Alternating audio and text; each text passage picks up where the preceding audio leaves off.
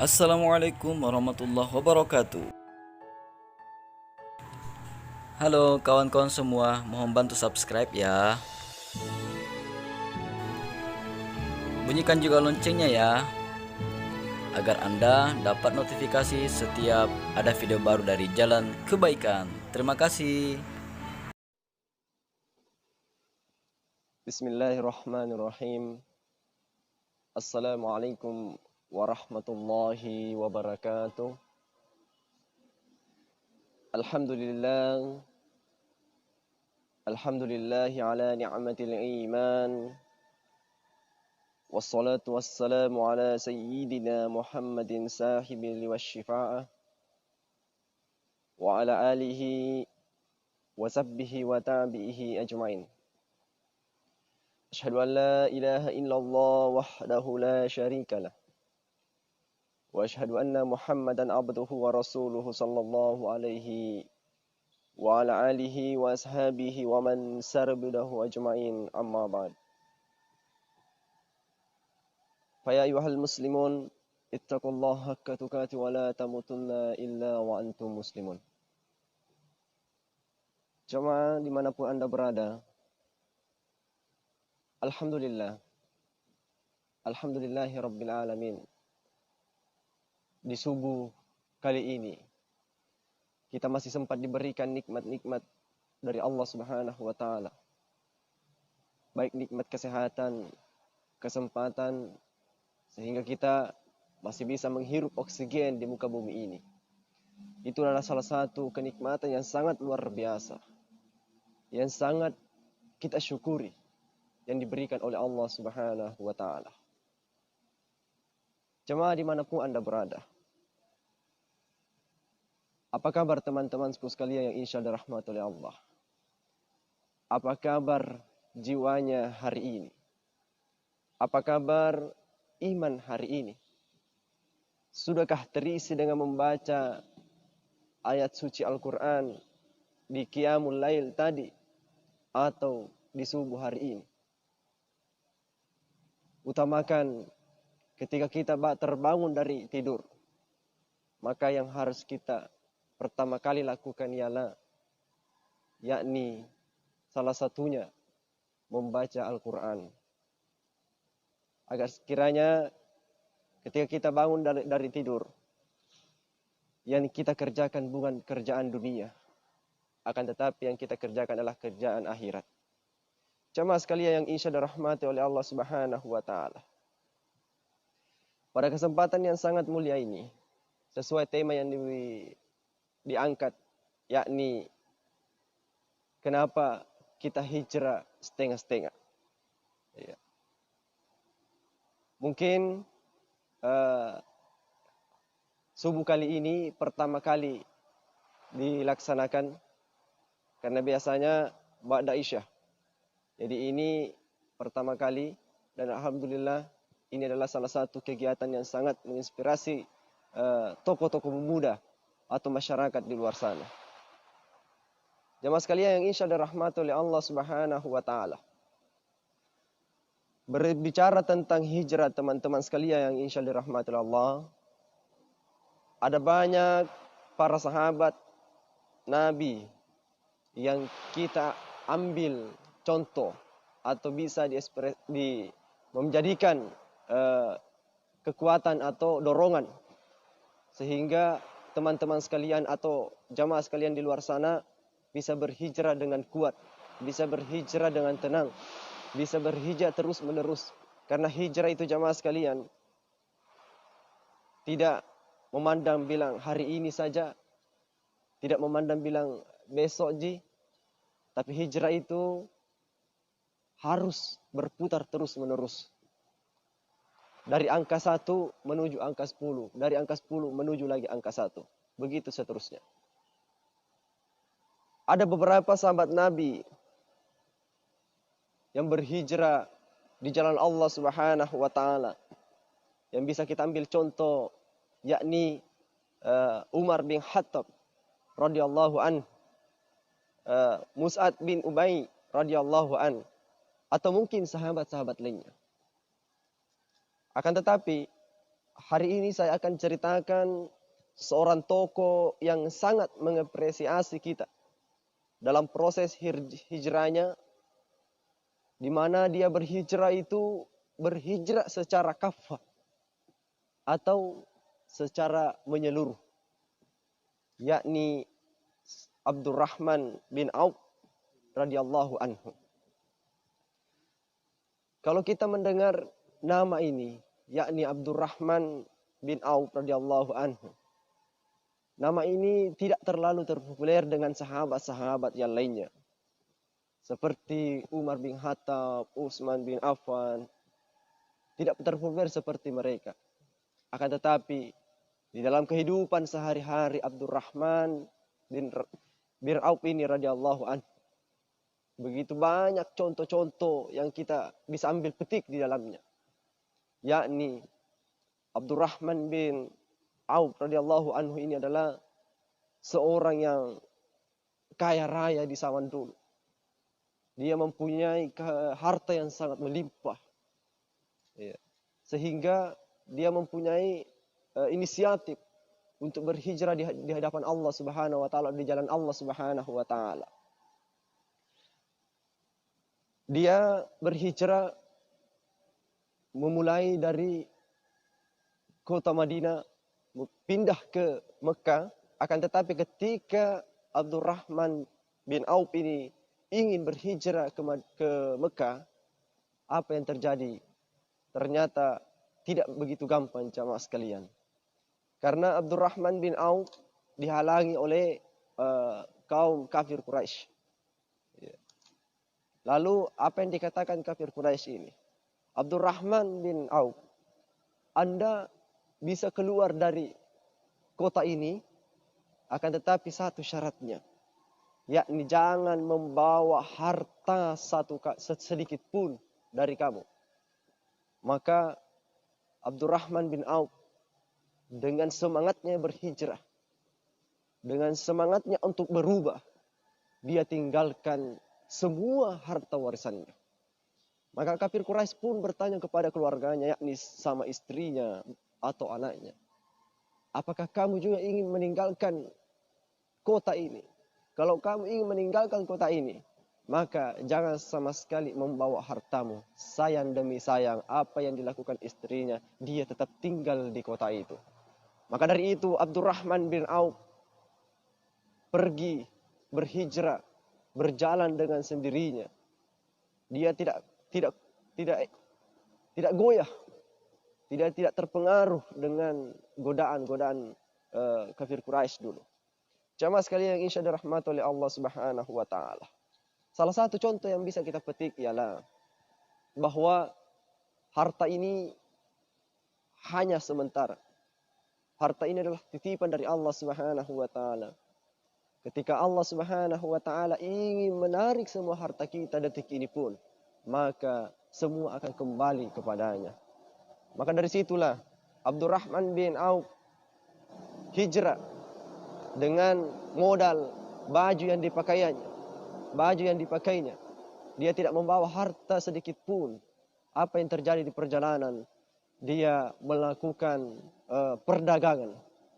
Karena dia adalah salah satu sahabat Nabi yang sangat pandai berdagang. Maka dari situ dia pergunakan kepandaiannya, kemampuannya untuk berdagang. Namun beberapa waktu kemudian dia berdagang terus-menerus dengan kesabaran yang kuat. Karena dia mempunyai motivasi bahwa dia akan berdiri di atas kakinya sendiri. Dia tidak akan menggunakan pertolongan orang lain. Bukan berarti dia tidak mau ditolong, jamaah sekalian. Akan tetapi dia mensyukuri ketika ada yang mau menolong, tetapi dia ingin berinisiatif untuk tetap berdiri di kakinya sendiri. Jamaah sekalian yang insya Allah rahmat oleh Allah Subhanahu wa taala. Berbicara tentang hijrah, jamaah sekalian. Selanjutnya, barang siapa yang berhijrah di jalan Allah Subhanahu wa taala, niscaya mereka mendapati di muka bumi ini tempat hijrah yang luas dan rezeki yang banyak. Barang siapa yang keluar dari rumahnya dengan maksud berhijrah kepada Allah Subhanahu wa taala, kemudian kematian menimpanya, maka sesungguhnya telah tetap pahalanya di sisi Allah Subhanahu wa taala, dan Allah Maha Pengampun lagi Maha Penyayang. Quran surah An-Nisa ayat 100. Dari ayat di atas kita menyimpulkan bahwa di hadapan Allah orang yang berhijrah itu sangat mulia. Allah telah menyediakan tempat dan sarana berhijrah secara gratis. Iya. Allah telah memberikan pengampunan yang sangat begitu besar kepada makhluk-makhluknya yang tinggal. Bagaimana kita menyikapi semua yang diberikan oleh Allah Subhanahu wa taala? Pada zaman sekarang tentu semua akses bisa dijangkau dengan mudah.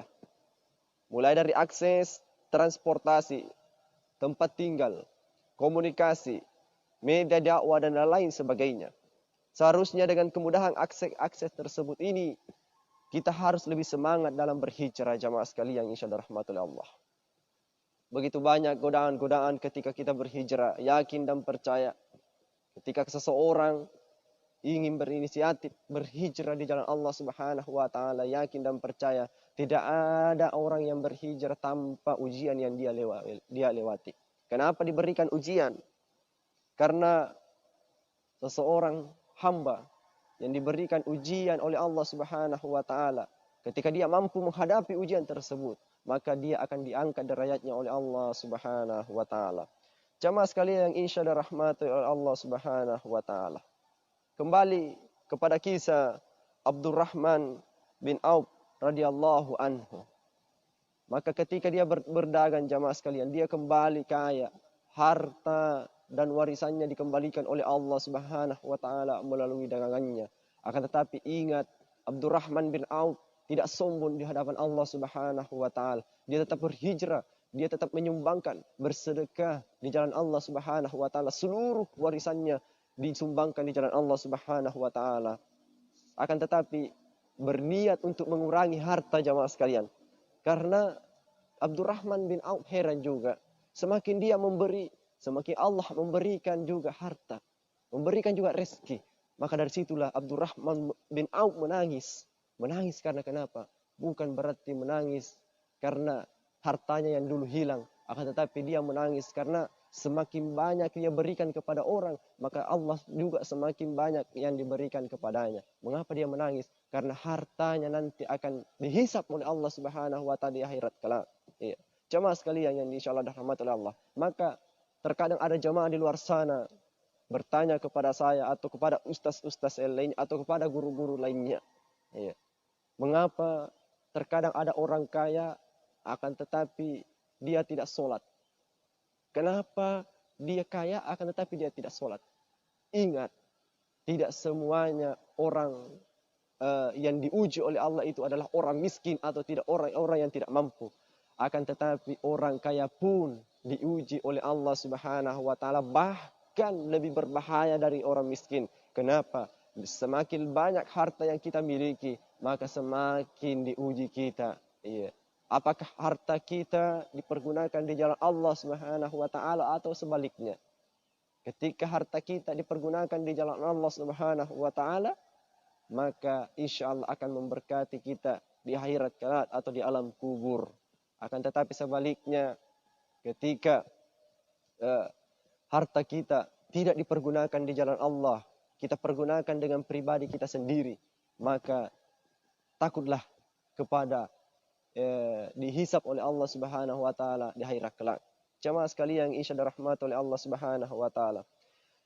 Maka dari situ ketemulah Abdurrahman bin Auf bersama Aisyah radhiyallahu anha. Aisyah memberikan nasihat kepada atau memberikan pertanyaan kepada Abdurrahman bin Auf. Apakah kamu yakin bahwa hartamu ini akan dihisap oleh Allah Subhanahu wa taala? Maka Abdurrahman bin Auf menangis di situ, memikirkan bagaimana caranya agar supaya harta ini tidak dihisap oleh Allah Subhanahu wa taala. Maka dari situ Abdurrahman terus bersedekah di hadapan Allah Subhanahu wa taala. Aisyah radhiyallahu anha berkata, Abdurrahman bin Auf diberikan hadiah oleh Allah Subhanahu wa taala, dijamin masuk surga. Iya. Seperti sahabat-sahabat lainnya dijamin masuk surga. Akan tetapi yang membedakan antara Abdurrahman dengan sahabat yang lainnya, yakni ketika Abdurrahman masuk surga, dia merangkap masuk ke dalam surga. Kenapa? Karena ada harta yang dia bawa. Makanya ketika kita mempunyai harta, kita tidak akan merangkap masuk surga satu caranya, yakni membagikan kepada sesama, bersedekah, menolong fakir miskin, bersedekah, pokoknya bersedekah di jalan Allah Subhanahu wa taala. Jangan takut kehabisan harta dengan sedekah. Karena semakin kita bersedekah, kalau kita yakin kepada Allah, kalau kita yakin kepada janji Allah, maka balasan pun akan begitu banyak kepada kita. Jamaah sekalian yang insya Allah dirahmati oleh Allah Subhanahu wa taala. Maka teman-teman sekalian dimanapun Anda berada, mari memperkuat hijrah kita. Akan tetapi ketika kita berhijrah jamaah sekalian, atau teman-teman sekalian dimanapun Anda berada, begitu banyak godaan-godaan, yakni satu, gadget atau alat komunikasi. Itu adalah sebagai ujian kita ketika kita berhijrah. Hati-hati dalam menggunakan alat komunikasi, membentuk pengendalian diri dari hawa nafsu. Karena dari fasilitas komunikasi kita bisa timbul masalah persinahan, perselingkuhan, perpecahan, adu domba, dan ghibah atau gosip. Sebagai seorang berhijrah, mari kita mengisi handphone kita, laptop kita, atau mempergunakan alat komunikasi, TV, radio, dan lain sebagainya di jalan Allah Subhanahu wa taala, yakni dengan mengisi murattal Al-Qur'an, siaran dakwah, forum Islam, dan hal-hal yang lain bermanfaat. Iya. Jangan menggunakan alat komunikasi dengan jalan yang salah. Mari gunakan alat komunikasi kita. Contohnya apa yang kita lakukan sekarang ini, walaupun virus melanda negeri kita atau di seluruh dunia, akan tetapi itu tidak menghalangi jalan dakwah kita atau jalan hijrah kita. Jamaah sekalian yang insya Allah rahmati oleh Allah Subhanahu wa taala. Yang kedua, yakni ketika kita berhijrah ada gangguan lagi, ada cobaan atau ujian, yakni tak usah mengikut tren, tak selalu keren. Iya. Tren itu tak selalu keren. Terkadang ada orang mengatakan tren itu keren. Akan tetapi saya mengatakan tren itu tak selalu keren. Mengapa? Untuk urusan pakaian, kita tak perlu mengikuti tren remaja milenial yang menyimpan dari syariat Islam. Gaya busana muslim adalah yang menutup aurat. Jadi tak usah memakai pakaian ketenaran. Ya. Mari sama-sama ketika kita berhijrah, mulailah dari diri kita masing-masing. Diri pribadi kita. Bagaimana caranya, dimulai dari mana kita berubah. Apakah dari pakaian atau dari akhlak. Akan tetapi pesan saya, ketika kita berhijrah, orang-orang tidak memandang pakaian kita. Iya. Banyak orang di luar sana pakaiannya yang kayak preman, akan tetapi hatinya yang sangat suci. Banyak orang di luar sana pakaiannya yang kalau kita lihat dia seorang yang sangat mempunyai ilmu agama yang sangat tinggi, akan tetapi dengan pakaiannya seperti itu hatinya pun kotor. Jamaah sekalian yang insya Allah rahmati oleh Allah Subhanahu wa taala. Selanjutnya ialah teman buruk adalah penghambat. Maka hati-hatilah dalam memilih teman-teman. Iya. Carilah teman-teman yang soleh. Iya. Dalam proses berhijrah, tinggalkan atau minimalisir teman yang mengajak keburukan. Bukan meninggalkan, namun berteman sewajarnya saja. Iya. Kalau ada teman yang nakal, yang dulunya sangat nakal, maka jangan tinggalkan dia. Iya. Semakin kita berhijrah, jangan merasa sok suci. Jangan merasa sok muslim. Jangan merasa sok sudah berubah. Akan tetapi ketika kita berhijrah, maka yang pertama kali yang harus kita ubah adalah akhlak kita. Akhlak kita. Hubungan kita kepada Allah, terlebih-lebih hubungan kita kepada manusia. Maka dari itu jamaah sekalian, mari jangan tinggalkan sahabat-sahabat kita. Kalau di luar sana ada sahabat kita yang belum berhijrah, sekali-sekalilah kita mengajak sedikit-sedikit agar teman-teman kita itu kembali ke jalan Allah Subhanahu wa taala. Tapi yang paling terpenting ialah carilah sahabat, satu atau dua orang pun yang bisa mengingatkan kita ketika kita berbuat salah. Karena kenapa? Sahabat atau teman yang dekat bisa menolong kita di akhirat nanti. Ketika kita dimasukkan ke dalam neraka, apa yang dikatakan teman kita di akhirat? Ya Allah, teman saya itu sudah waktu saya di dunia pernah saya berdakwah sama-sama, pernah saya berjamaah di masjid sama-sama, pernah saya pengajian bersama-sama. Ya Allah, jangan masukkan ke dalam neraka-Mu ya Allah, masukkan ke dalam surga bersama saya. Maka Allah Subhanahu wa taala mengatakan, ambillah, tariklah dia. Jemaah sekalian, apa yang kita bisa petik di dalam kisah ini, yakni carilah sahabat yang soleh atau yang solehah. Karena mencari sahabat itu adalah yang terpenting, adalah akhlaknya yang pertama. Iya. Walaupun dia kaya, kalau akhlaknya buruk, maka dia akan menyepelekan kita. Akan tetapi ketika akhlaknya yang baik, yakin dan percaya kita akan selamat dunia akhirat. Karena kenapa? Ketika azan dikumandangkan, contohnya dia mengingatkan waktunya sholat. Itu adalah salah satu sahabat yang diridhoi oleh Allah Subhanahu wa taala. Jamaah sekalian yang insya Allah dirahmati oleh Allah Subhanahu wa taala. Yang selanjutnya adalah yang terakhir, yakni gurumu. Nah, guru itu bukan hanya di Google. Banyak sekarang orang mempunyai guru di Google. Mengapa saya katakan? Di dalam Quran surah Al-Isra ayat 36, dan janganlah kamu mengikuti apa yang kamu tidak mempunyai pengetahuan tentangnya. Sesungguhnya pendengaran atau penglihatan dan hati semuanya itu akan dimintai pertanggungjawaban. Ini terdapat dalam Quran surah Al-Isra ayat 36. Dari ayat di atas dapat disimpulkan bahwa Muslim tidak boleh mengikuti sesuatu tanpa mengetahui kebenarannya. Ini sudah banyak yang terjadi di sekitar kita. Pada era canggih ini, manusia dimanjakan dengan teknologi yang serba instan. Ketika kita menginginkan sesuatu, kita membuka Google. Akan tetapi, Islam tidak melarang untuk membuka Google. Ketika kita membuka Google, maka carilah dari mana informasi-informasi tersebut. Apakah informasi itu adalah betul atau tidak? Kalau dalam bahasa sekarang adalah hoax. Iya. Maka dari itu, sebagai orang yang berhijrah, pergunakanlah teknologi ini sebaik-baik mungkin. Pergunakanlah teknologi ini di jalan Allah Subhanahu wa taala. Baik jamaah sekalian yang insya Allah rahmat oleh Allah Subhanahu wa taala. Sekali lagi, orang yang berhijrah itu pasti diberikan ujian oleh Allah Subhanahu wa taala. Semakin kita diuji oleh Allah Subhanahu wa taala, semakin kita perkuat. Satu pesan saya jamaah sekalian dimanapun Anda berada ketika kita berhijrah. Ingatlah, setiap kita bangun tidur sampai tertidur lagi, maka ingat satu, yakni kematian. Ketika kita mengingat kematian, pasti kita akan takut melakukan yang namanya dosa. Yakin dan percaya. Jamaah sekalian yang insya Allah rahmat oleh Allah Subhanahu wa taala. Ada rumus berubah yang saya ingin sampaikan kepada jamaah sekalian, yakni rumus berubah 3M. Mulai dari hal kecil, mulai dari diri sendiri, mulai dari saat ini. Kalau mau berubah, mulai dari hal-hal yang kecil. Ubahlah sifat kita dari hal-hal yang kecil, yakni terhadap kedua orang tua kita dulu. Jangan langsung keluar kepada masyarakat, akan tetapi ubahlah diri kita dulu di rumah.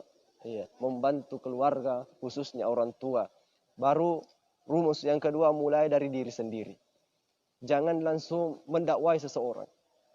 Jangan langsung memvonis seseorang itu haram, itu tidak baik, itu baik. Akan tetapi tetap kita lakukan yang tidak baik. Maka dari situlah ubahlah diri kita dulu, baru mengubah orang lain. Yang terakhir adalah mulai dari saat ini. Kalau bukan sekarang, kapan lagi? Iya. Kalau bukan sekarang, kapan lagi? Lebih cepat, lebih baik.